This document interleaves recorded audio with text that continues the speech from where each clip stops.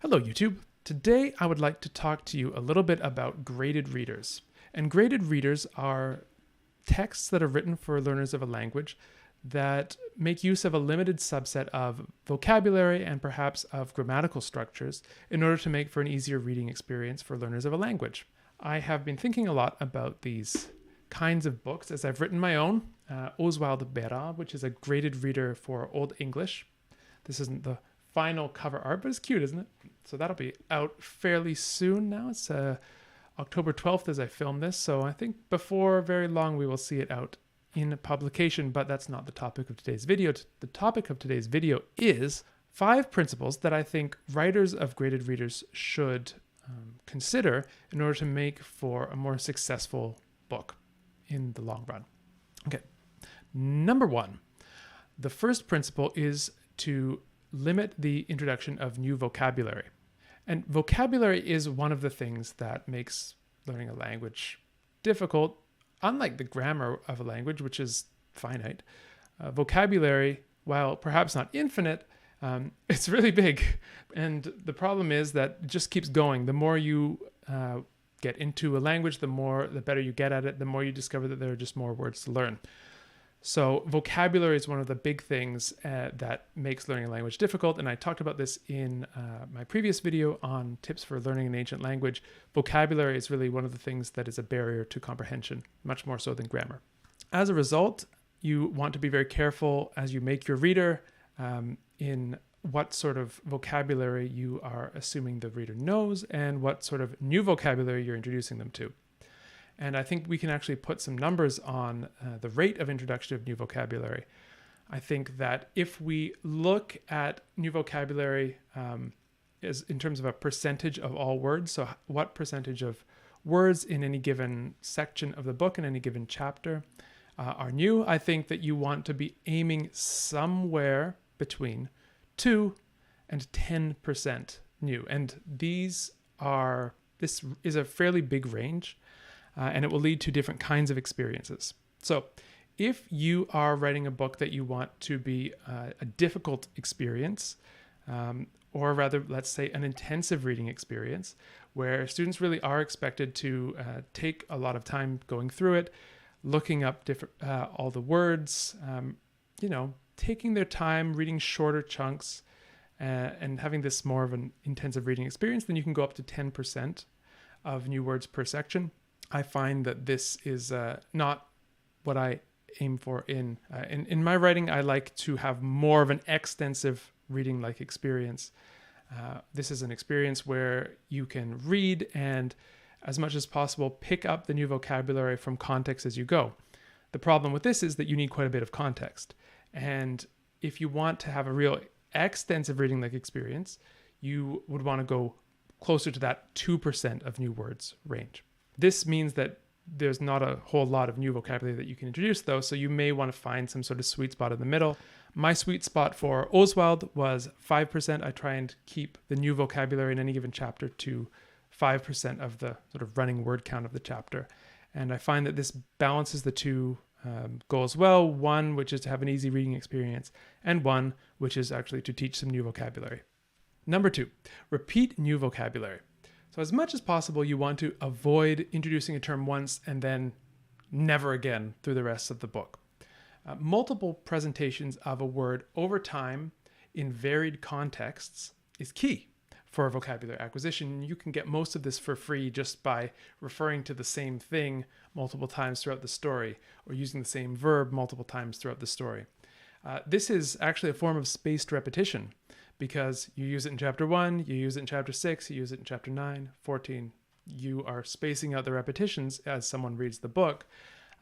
But it's better than a typical spaced repetition app or flashcards because you actually get varied contexts for the word. So the word is going to be used in a different sentence every time someone sees it, every time the reader sees it. And this spaced repetition in varied context is really, really, really helpful for vocabulary acquisition. Some of the difficulty of acquiring a word depends on what the word means. So, for example, concrete nouns seem to require the least repetition in order to learn, and abstract verbs tend to require the most. So it's easier in general to learn a word that means dog than it is a word that means interject. We have concrete, tangible versus abstract, up in the air, floating around, meanings that are hard to pin down. Or imagine a word like get. Get is a very basic word. It's used it's one of the most frequently used words in English, but it's such a light, semantically bleached verb that it's used in so many different contexts that to really understand what it means requires a lot of exposure to those contexts. So this is what I mean by spaced repetition in varied contexts. It's key to understanding all of the ins and outs of a given word. Okay, one more thing to think of as you're introducing new vocabulary is to beware of distractors. So this is something that happens when you have two words that are perhaps similar in their form, especially. You do not want to introduce those two things together. I'll give you an example. In Old English, there are two verbs. One is thenchon and one is thinchon. And they have different meanings. Thenchon is like to consider or intend. Thinchon is to seem or appear. They're one vowel apart from one another, and I have found if you introduce them in the same chapter, students will never stop mixing them up. That's not entirely true, but they will be mixing them up for a long time because they learned them together. Even if you gave them a cautionary tale, now don't mix these two up.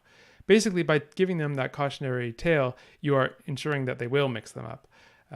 So avoid doing that. Don't make the mistake I made in the early drafts of Oswald. Separate words that look similar so that one is well learned and it has its own set of associations before you introduce the second one.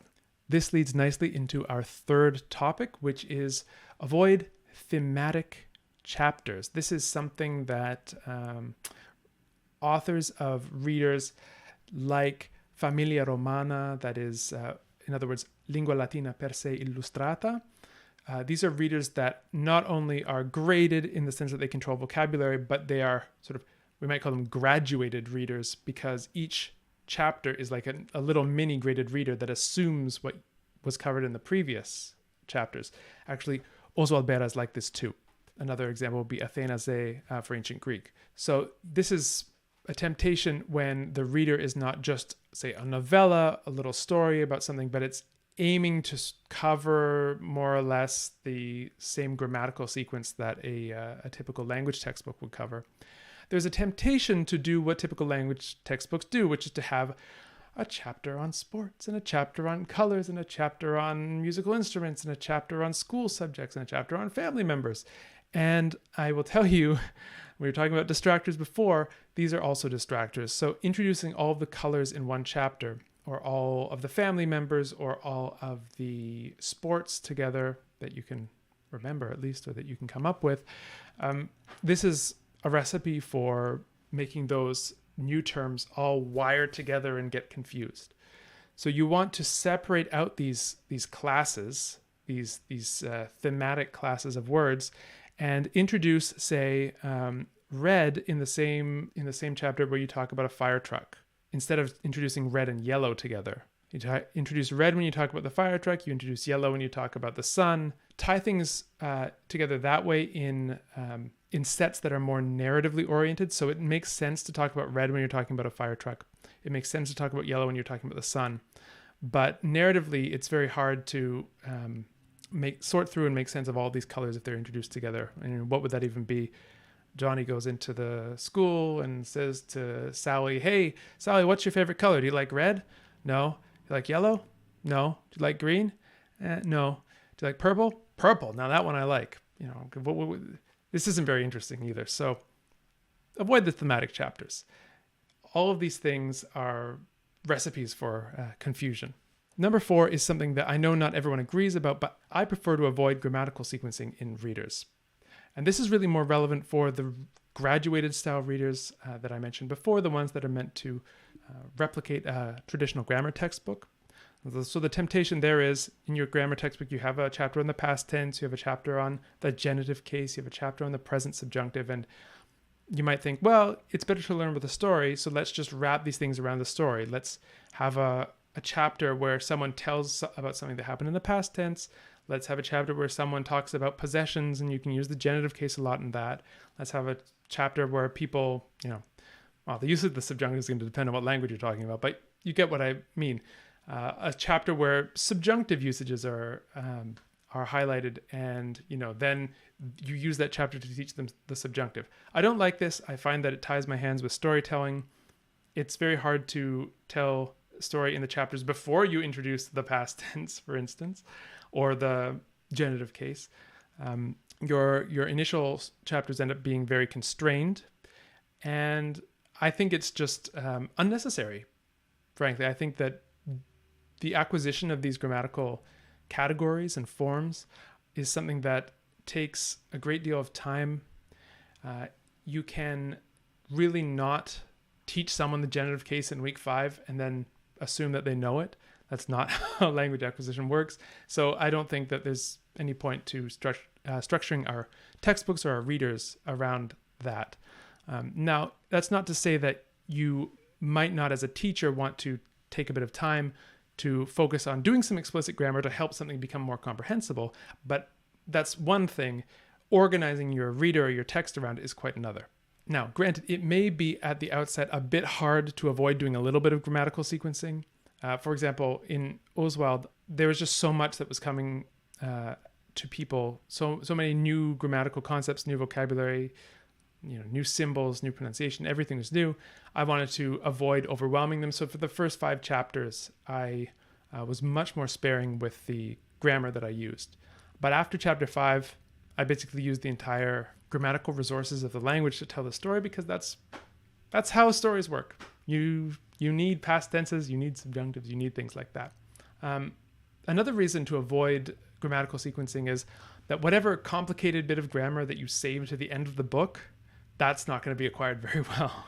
Because instead of being all sprinkled through the book and sort of starting the clock on that early as they see examples of this grammatical concept in different chapters, instead, you put it all in chapter 35 or whatever, and then they stop reading the book. They've only had 1 week or so, or however long it took them to read that last chapter, to absorb it. And then if they move on from your book, well, that's the end of your ability to teach them. And so I'd rather have readers spend quality time with these hard grammatical concepts, which I'll put in scare quotes because I don't really think that necessarily makes sense, but we'll talk about that another time. Let readers spend quality time with these concepts rather than dumping them on readers in the last few chapters and then saying, okay, go on, bye-bye, my job's done. Okay, and this brings me to the last principle, which is story, story, story. So this is a reader. We are talking about writing graded readers. The point of a reader is to have readers. If you have a reader, you want people to read it. And we already know, actually, I think pretty well how to write things that people want to read. Go pick up any popular novel. How is it constructed? There's really no reason that you have to take as your model previous graded readers. You can take as your model popular novels, comic books, I don't know, whatever you want. Things that people actually go seek out because they want to read them, not because they've been assigned them in a course. So you don't have to copy prior readers. The stories in a lot of these are pretty dull. Frau Müller lost her umbrella on the tram. Senor Gonzalez wants directions to the embassy. I mean, who cares? This stuff is boring. I'd rather read about someone who decides to become a pirate. That would be a little more interesting, or a spy that's trying to avoid detection. Hey, we know how to write exciting stories. Movies, TV, books. Just use the techniques that are out there. Be memorable. Use cliffhangers. Write about crazy, wacky characters and plot twists and revelations and mysteries. You're not necessarily trying to write a respectable piece of art. You're trying to make people remember words, essentially, and grammatical patterns. And if you want to be memorable, you have a very different job than if you want to simply copy something that someone else has done, make someone lose their umbrella on the tram. Say what you will about Familia Romana, at least someone falls out of a tree. At least there's a little bit of excitement there. Anyway, just some thoughts on how these types of readers can be constructed. They are principles that I have attempted to use, perhaps imperfectly, in Oswald Bera, And I think that they make for a good learning experience for readers. And really, that's why we do this, right? All right. That is all from me for today. I'll check back with you soon. But in the meantime, if you would like to know when Oswald Bera comes out, check out my Substack. Link is in the description. You can get all the behind the scenes philosophy and the secret story of why Oswald lives in a forest and whatnot. You can get all of that stuff on the Substack, plus you'll find out exactly when the book is released. All right, that is all from me. In the meantime, go learn some languages.